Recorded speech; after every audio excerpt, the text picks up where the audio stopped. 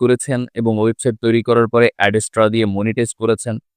But তারা শুধুমাত্র এখন ট্রাফিকের অভাবে কাজ শুরু করতে পারছেন না। অর্থাৎ আপনি যা কিছুই করছেন না কেন, ট্রাফিক পাচ্ছেন না, তাই না? এক্ষেত্রে আমি অনেক আগে থেকেই আপনাদের পেইড ট্রাফিক সাজেস্ট করেছি যে আপনারা পেইড ট্রাফিক নিয়ে কাজ করতে পারেন। এখন অনেকেই পেইড ট্রাফিক বলতে Facebook বুস্টিং বুঝায়।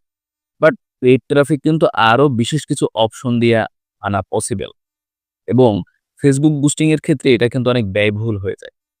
সো কিভাবে আপনি এই পেইড ট্রাফিক আনবেন এবং অন্যান্য ক্ষেত্র দিয়ে কিভাবে পেইড ট্রাফিক গুলো আপনি পাবেন, আজকের ভিডিওতে এটা দেখাবো এবং এক্ষেত্রে বিশেষ কিছু পদ্ধতি আপনাকে এপ্লাই করতে হবে।